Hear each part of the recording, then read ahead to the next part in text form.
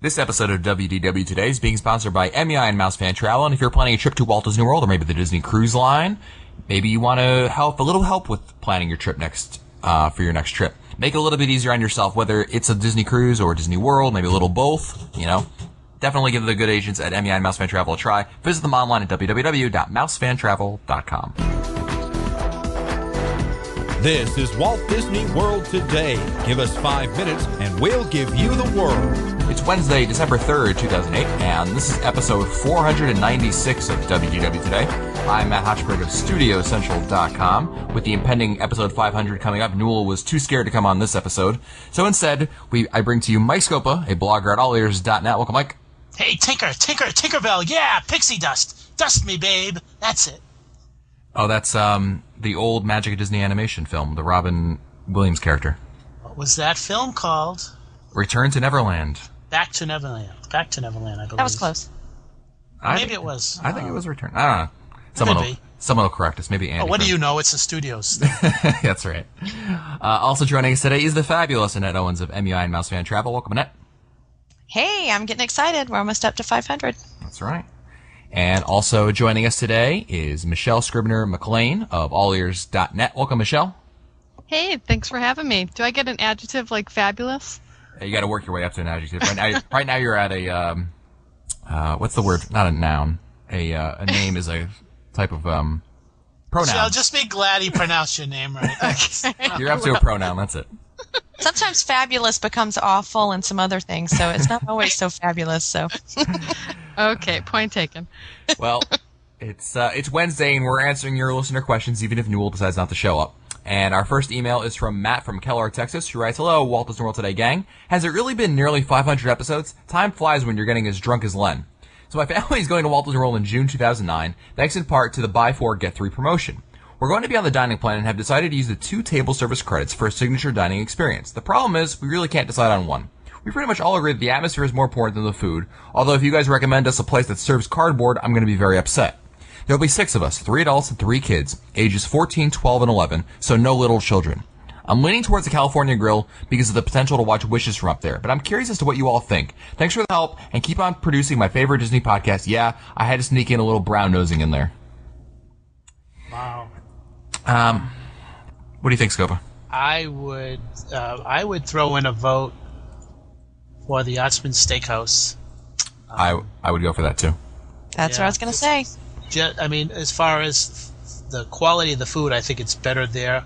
Obviously, you won't have the opportunity to see Wishes, but I really think it's one of the few restaurants that's actually worth the 2 table credits. I agree. That would be that's definitely one that's up there. I mean, that one. I know that Matt had mentioned that he likes atmosphere over food, or doesn't mind if the food isn't that great. But the food, at Yachtsman is phenomenal, and that's definitely worth, I think, it in that case. But what about if they're looking? I'm trying to think of somewhere like the reverse. What if they don't really care so much about the food? But they're looking just, to splurge, quote unquote, and go to a restaurant that we would never really recommend going to for 2 table service credits. But nonetheless, it's going to be the best for the atmosphere that you're going to get.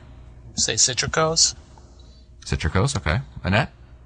Well, I was going to say, there's a lot to be said. Some people want to be able to say they ate at California Grill and they've looked over and seen Wishes, and that is on some people's list. Mm-hmm. It was on my family's list until we looked at the menu, and then we went, appetizers, that's all we're eating.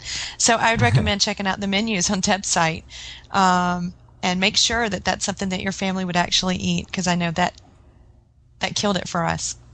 Michelle, any opinion one way or the other? Well, the Yachtsman, because I'm vegetarian, that's not the first place on my list. I would definitely say the California Grill you have to experience once because of, being able to go out and watch the fireworks. I like the wave. I like the atmosphere when you first go in, but after that first wavy sort of look, there's really not much in terms of atmosphere. The food's good, but I would say go for California Grill. All right, very good. Next email is from Megan Conley of Bergen County, New Jersey, who writes, "Hello, I just listened to your just learned about your podcast today, and I love it. I love how you answer people's questions, which brings me to my question. I know there are crowds for Christmas and New Year's, and I want to go to the World January 3rd through 9th of 2009. Is it really crowded during these days?" Well, it's I was going to say, Scopa, that it's crowded right around New Year's is very crowded, and then as you progress away from New Year's, it starts getting less and less crowded. So when you get there on the 3rd, I think it'll still be fairly crowded, but once you get to like the 4th, 5th, 6th, 7th, I mean, it's going to start really emptying out, and certainly by the time you leave, it's going to be almost dead at the parks, I would say. Yeah, the only exception would be if it's marathon weekend. That is, yeah. Yeah, that's getting very close to marathon weekend, so there'll be a lot of people there to run. Will they be in the park? Will they bring family with them? That would adjust. Yeah. And the other thing is that if there's a bowl game that's taking place around that time in Orlando, that could be a draw. A lot of people could be going down for that too. Yeah. The past 2 years I've been for marathon weekend, it's been very, very crowded. I was really kind of shocked. So I think it will be crowded. I think there are more people that like to go and cheer for the people running, not necessarily run.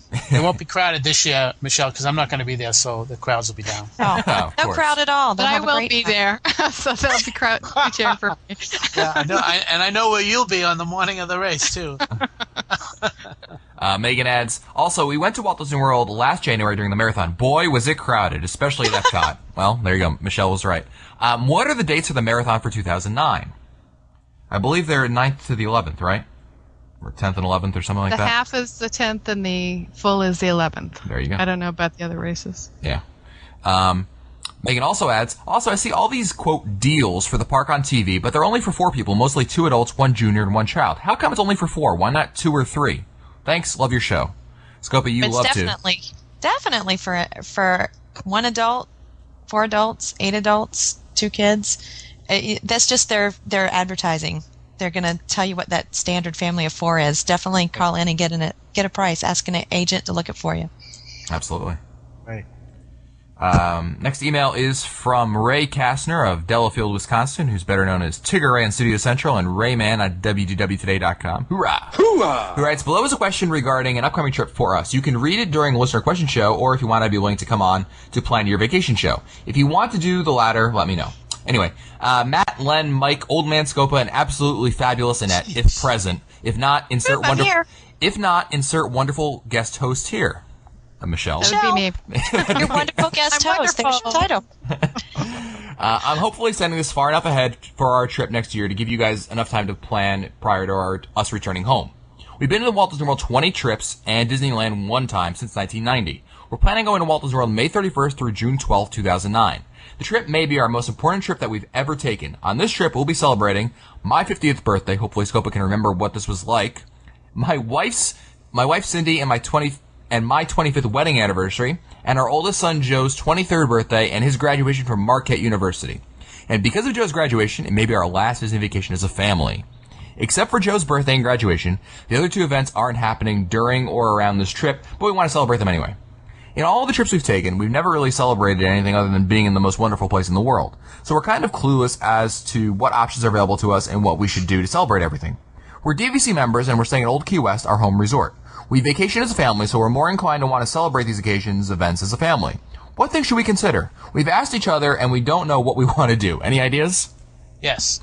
Go to Hoop-de-Doo, have a big table all to yourselves, and when they say, is anybody celebrating anything, everybody raises their hand and they'll make a big deal about it, and I think they'll all remember that. They'll get buttons, they'll get all kinds of applause and everything. I think it'll be a very memorable evening if they do it at Hoop-de-Doo. Absolutely. I mean, Ray, if you've never been there, Hoop-de-Doo is fun. The food is nothing to write home about, but I mean, the show really is worth the money. And if you want to save some money, go for that last show of the day if you've got an annual pass, or I think they might even have a DVC discount. That's be the show that you'll have it on. So definitely check that out. But I definitely agree with what Mike said. My other thinking was, Michelle, tell me what you think about this. Just going on, trying new restaurants. Have a restaurant a day almost to try and, kind of try new restaurants. And that can be an adventure in itself, comparing how is it, you can discuss it. What do you think about that? I think that's a great idea. That's actually a tip that Mike gave me a while back to try something new, because I kind of felt like I was following my same old habits, and it really opened the doors for things I never thought I would try. So trying a new restaurant every day is great, and just to get those silly buttons, those happy anniversary buttons, and just every time you sit down in a restaurant, say, hey, we're celebrating whatever, and the cast members always make it special. They find some way of making it special for you. Absolutely. So just tell everybody. Yeah, definitely. You know what you should also do, Ray, is make those like shirts like you see like on Price is Right. You know, like I've come all the way from here to celebrate, and then have like you have a laundry list of things you're celebrating. And if you all wear the shirt like that, I mean, it's very corny and very tacky looking. But that being said, yeah, I should know because I've worn one of those shirts before. I saw it. It does work out for you. You do end up getting things, especially if you, well, it can get you something. Let's put it that way. It's not going to guarantee. I think I've seen the cast members respond over and over again to families with those shirts. Oh, yeah. You know, asking them about it and, you know, doing special things for them. So I think that's a great idea. There you go. Next email is from Corey from New Orleans. Writes, hey guys, I'm a big fan of the show and the unofficial guide. Ding! My family and I go to the world. I have to do all of this sound effects now that Newell's not here. My family and I go to the world once or twice a year and are lucky enough to go during the slower times of the year. For example, early December, end of January, early February. When planning our trips, the first thing we do is check the crowd calendar to find out which parks to avoid on which days. We notice that the parks that have the extra magic hours are the parks that we avoid. We do try to follow that strategy as long as our ADRs allow it. My wife and I feel that during slow seasons, if you go to the parks with the extra magic hours, you might not necessarily get to ride more rides because these parks are going to draw more of a crowd. Are we wrong in our assumption? What do you think, Scopa? I don't know. I mean, there have been times in the past where I've recommended that you go to the park that does not have the extra magic hours. What the philosophy is here is that if the Magic Kingdom is holding extra magic hours, let's say tomorrow morning, then that's a carrot for all those resort guests. So what the deal here is that most of the resort guests will be going to that particular park. The other thing is that because of extra magic hours, those parks that have the extra magic hour mornings will have an increase of about 15 or about 20. Get that, will you? 15 or 20% more people by mid-morning. So this is the philosophy. If you avoid that park and you go to a park that's not having that, then you will not see the swelling of crowd that you would experience around 10:30 or 11 o'clock at the park that is having it. So you know, you can flip a coin on that, but I mean, you can still go to that park, but you have to realize that by mid-morning, it's going to be a little bit more crowded than if it was not having those extra magic hours. I think Len subscribes to that theory too. Yeah, I totally agree with what you said there, Mike. Next email is from Alexis. Right, hey guys, my dad and I are big fans of the show. In fact, my dad called in your most recent live show. Maybe you will remember him. He said, keep it funny, guys, so my wife will still listen. I do remember that call, actually. I do. Anyway, my family and I are going to Walt Disney World for Night of Joy. This is our 4th time going, but we haven't really experimented with the drinks. We all know that Dole Whips are the drink to get the Magic Kingdom in Walt Disney World Park. Well, what I was wondering is, what drinks, both alcoholic and non-alcoholic, for other listeners like me who are too young to drink, or for those who choose not to, would you recommend at Epcot? Thanks for taking my email and keep it funny. P.S. Oh, and one side note to Len, as a Len Testament, don't drink the tea. I like that. Yeah, so what are some drinks? Michelle, is there any drink that you, I mean, obviously vegetarian, you could partake in alcohol, I believe.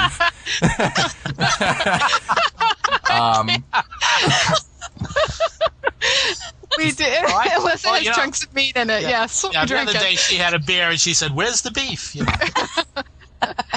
I'm probably the wrong person because I go to the Len Testa school of going to Disney in terms of drinking. I like my drinks at Disney, so I don't really know about the non-alcoholic ones too much, so sorry. Trying to think of some, what are some other drinks that you guys would recommend? Those, Scopa, Annette? Non-alcoholic? Those raspberry rocket things that are at, what's it called, Peavy's? Oh, yeah, Peavy's Polar, Peavy's Polar Pipeline, but that's at the studios. Yeah, well, okay, you want Epcot, right? Yeah, she wanted Epcot, yeah, that's the only reason I... Oh, I'm thinking China. Yeah, but that had alcohol in it. No, it can be either or. So alcohol or non-alcohol. One thing that really stands out to me are the frozen margaritas in Mexico. My wife loves them. She just, it's the thing that she can always get no matter what. So that's something that you can definitely get if you're, if you like. They're frozen. They're about $8 or $9, but they're fairly large. I mean, they're like I don't know how many ounces But they are. she's worth it, right, Matt? Oh, of course. There's something in France, champagne and raspberry. I can't remember. Or I think. Oh, it's a, Oh, yeah. The Grand Marnier? Yes, that's what. That's fantastic. Oh, is it? Oh. I think there might be a non-alcoholic version of that too. Okay, that's interesting. okay, or you could walk over from Epcot to Beaches and Cream and get a milkshake and then come back. There you go. Anyway, that There's shit. a non-alcoholic version. I mean, they have there's beers all over the world, obviously, over there. So if you enjoy beers, there are some actually very good ones. Germany has a great one. During Food and Wine Festival, in fact, there's a lot of great options for you. But if you're not going during Food and Wine, there's still usually one or two good beers per country, and that's going to give you a pretty good idea of, if you like beers, I'm going to give you a good taste of everything. And you can always ask the cast members for what they would recommend too. That's also true. Next email is from Marcy of Ellensburg, Washington. Writes, hey guys, and Annette if present. Love the show. You guys pack more information and humor into 20 minutes or so than should be possible. And, get the ding ready, I have been an unofficial guide fan long before the podcast came into being. Ding! This is where I learned that the first 2 weeks of December had really low crowds, that really low crowd counts, and all the decoration and activities for Christmas. On our first trip during this time, it seemed like there were twice the number of cast members necessary as they were in training for the heavy Christmas New Year's weekend crowds. Twice the staff, half the crowds. Heaven! Once again, we're planning to be at Walt Disney World December 6th through the 12th, and lucky us, embarking on Disney Cruise on December 13th. I assumed the crowds would be low as usual, but today I received a mailer from Disney advertising discounted rates for their special value resort packages. The dates for those special rates began in late September and run through December 23rd, excluding Thanksgiving weekend and December 6th through 13th. Is this a result of Mouse Fest? Why would the week we're going be there ranked up with a non-discount week alongside with Thanksgiving? We already have accommodations off-site, but I'm curious why the second week of December is now so hot. And while I'm on the subject, have you guys announced a Mouse Fest meet and time place? Annette, I think you can comment on this, but I suspect Pop Warner is to blame for that. Pop Warner and Mouse Fest combined make a lethal combo, I do believe. I think it was, I don't even remember the number of rooms that Pop Warner had last year, but it was a lot. It was a lot.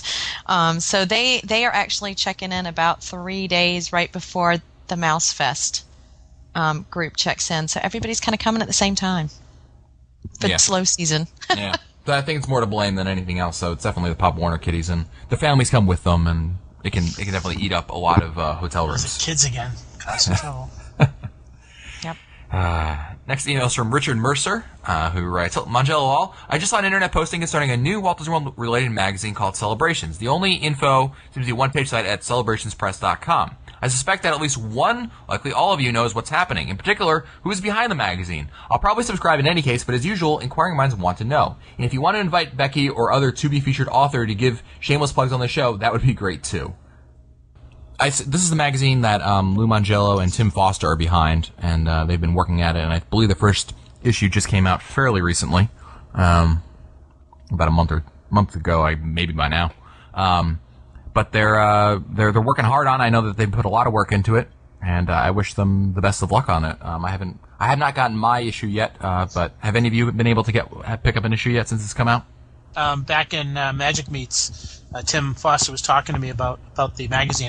Actually asked me to write for it, and I believe Lou's on there, Steve Barrett's on there, Tim Devine's on there, Kara Goldsberry is there, and somebody by the name of Becky Menken, maybe. Who? Does that sound familiar to you, Annette? It doesn't ring a bell. Just a little familiar. Yep. Yeah. Matt, in the past I've been doing reviews on All Ears about different magazines, so that's probably what I'm going to be doing in the next few months, so there may be a review on there. Oh, well, there you go. Stay tuned for that for sure. Next email is from Barb McMaster of Saxonburg, Pennsylvania, who writes, hello, everyone. Really enjoy your podcast. Thanks for all the useful information. One thing I've never heard discussed in the subject is the subject of buying points from other DVC members. When I asked a DVC cast member about transferring points, I was told that it's illegal for any money to change hands for points. Is this true? I see so many people on the Diz boards buying, selling, transferring points for anywhere from $8 to $14 per point. I wonder how it can be illegal. We bought into the Animal Kingdom villas and find that we could use more points. It seems like it's a much better deal to buy points from someone else and not have to pay Disney's price of over $100 a point plus the additional maintenance fee. Can you please explain this to me? I cannot get a straight answer from DVC. Say, who's DVC members on this call? I am. I know that DVC says that you can give points to other people. You can set up a reservation for a friend or family and give it to them. And I've never, although it's probably in the very long contract, I've never read anything about selling them. Yeah. I mean, you're allowed to take your points, you're allowed to give them to people, like, oh, cousin Fred, congratulations on whatever, here, take a trip on me or whatever, and use it for that purpose. I think legally, maybe the legalese is you're not allowed to become Hotel Michelle or Hotel Annette, you know what I mean? But that being said, I think it just, it's complicated, I think is the answer you're looking for here, because what has to happen is you have to contact someone makes the reservation in your name. There's a lot of goodwill here because you're giving them your money, basically, and you go from there. So it's obviously been done many, many, many, many times. And it's done with other timeshares, too. People do it all the time. Oh, yeah. So, I don't see a problem with it, but, it's up to your own moral judgment, I guess. But anyway, it's been going on for years, and it'll go on for years to go, so I wouldn't worry about it. Next email's from Sarah of Franklin, Wisconsin. Right, so hi guys, thanks for a great show. I really enjoy listening to you each week. I have a couple questions about Extra Magic Hours. What are the best, and which are the worst? Maybe you could rate the top and bottom three. Also, if you go to a park on a day that it has Extra Magic Hours, will it be more crowded? Does the larger crowd negate the Extra Magic Hours because you stand in longer lines? Should you plan to park? All right, there's a lot of questions here. Len, if he was here, would say that the best park in terms of what you're getting for Extra Magic Hours is the Magic Kingdom, followed, I think, by Epcot, the studios, and Animal Kingdom is like barely an advantage, if anything, for what you're getting. These are, I think, morning is what he's always said, right, Mike? I believe you're right, Matt. Yeah, yeah. Because you're getting Magic Kingdom. I think has more attractions going on in the morning than the others. As far as the evening one, I'm not sure what Len felt was the best. I thought it was Epcot, but I could be wrong on that.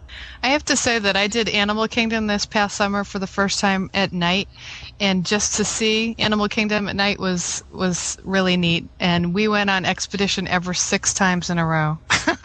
So it was worth it. We just got off and kept on going back on. Yeah. Any animals? No animals. No, all the trails are closed. Not even that's the negative to that. That's the negative is they shut them down at dusk, so Extra Magic Hours, but not for Safari. Yeah, one of the things that happens with Extra Magic Hours, though, is definitely on a day that a park has Extra Magic Hours, the crowds tend to swell over there. Usually, if you pay attention to Len's crowd calendar, he'll recommend you go to a park. You'll avoid a park based on if it has Extra Magic Hours, because it does tend to attract more people. And I think what Scopa had mentioned earlier was that your best bet is actually to go on a day it doesn't have it. In fact, if, say, Epcot has Extra Magic Hours evenings on Monday, the best day to go to Epcot would be on Tuesday, because everyone in quotes, has just gone on Monday. Right. The morning following the Extra Magic Hour evening is the best time to go to that particular park. Yep. So I tend to prescribe that theory. I avoid the parks that have Extra Magic Hours and go when they don't have them. The problem with evening Extra Magic Hours is you generally have to usually wait it out for its advantage, so it's not as much of an advantage as it can be, but it depends also on the time of year, and you can get lucky. Certainly, there are plenty of times people have gone Extra Magic Hours and it's been, hey, there's no one here, like Michelle had mentioned earlier, but, I think we've got time for one last email, and since Newell isn't here, that means we have to go with the other Mike, Scopa. So, Mike, I'm going to ask you to pick from one of the pick 3 options here for our last email of the day. First option is story about the Great Movie Ride. Second question is time-sensitive annual pass question. And third email is you guys are the true pod stars. One quick question about MouseFest 2008. Oh. Since MouseFest is about 2 weeks away, we have to go with the third question. All right, so we'll go with Lucky. Mark Lorenzo just got his answer questioned right in time. Greetings, Matt. There's only one Matt, but anyway. Matt, Mike, and Len from Corning, New York. I just wanted to tell you guys how much of the information from your podcast and live shows have helped me on my recent trip to Disney from August 23rd to September 2nd, 2008. I actually spoke to you all from the Magic Kingdom on the live show of August 31st. I'm so looking forward to meeting you all at MouseFest this year. My first time going to MouseFest, so in your infinite wisdom, do you have any advice or tips for me to get the most out of the MouseFest experience? I'll be going there alone, renting a car, and staying at Pop Century from December 10th to the 15th. Scopa? Very simple. I'm hoping he's registered. The number one thing to do is to go to MouseFest 101, because at MouseFest 101, number one, you'd get to meet a lot of the people who are there from the executive committee. You'll get to meet a lot of the people who will be hosting meets. Number two, you would get to learn a little bit about what MouseFest is all about as far as its history.